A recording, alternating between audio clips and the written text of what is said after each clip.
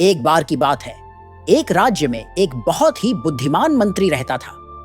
राजा उसका बहुत सम्मान करता था और कोई भी बड़ा फैसला मंत्री की सलाह के बिना नहीं लेता था। मंत्री की बुद्धिमानी के कारण दरबार के बाकी लोग उससे जलने लगे। एक दिन राजा ने मंत्री से कहा, तुम बहुत समझदार हो, लेकिन तुम्हारा बेटा बिल्कुल मूर्ख है, उसमें तो जरा भी अकल नहीं है। मंत्री को यह बात बुरी लगी। उसने विनम्रता से पूछा, महाराज, आप ऐसा क्यों कह रहे हैं? आपको क्यों लगता है कि मेरा बेटा मूर्ख है? राजा बोले, हर सुबह जब मैं जनता से मिलने बाजार जाता हूँ, तुम्हारा बेटा वहां होता है।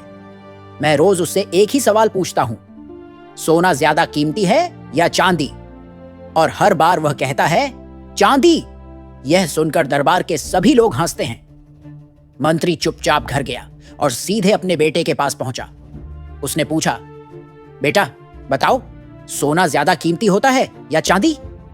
बेटा तुरंत बोला, पिताजी, जाहिर है सोना। मंत्री ने हैरानी से पूछा, अगर तुम्हें यह पता है तो तुम रोज राजा को गलत जवाब क्यों देते हो और कहते हो कि चांदी ज्यादा कीमती है?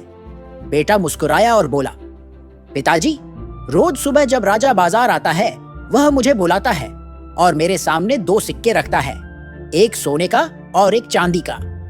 फिर वह कहता है, जो ज्यादा कीमती हो वो ले लो। मैं हर बार चांदी का सिक्का उठा लेता हूं। राजा हंसता है और चला जाता है।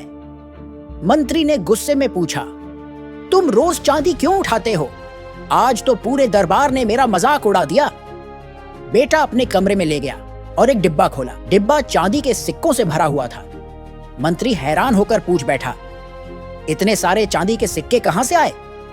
बेटा बोला, पिताजी, ये सब वही सिक्के हैं जो राजा रोज मुझे देता है।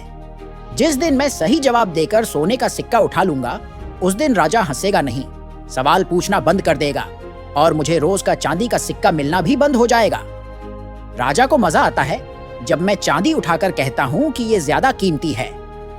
तो मैं क्यों एक बार के सोने के सिक्के के लिए रोज के चांदी के सिक्के खो दूं? अब मंत्री मुस्कुराता है। मंत्री को अब अपने बेटे पर गर्व महसूस हुआ।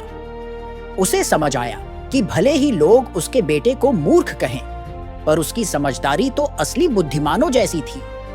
अब जब भी कोई दरबारी मंत्री के बेटे को मूर्ख कहता, मंत्री सिर्फ मुस्कुराता और चुपचाप वहां से चला जाता।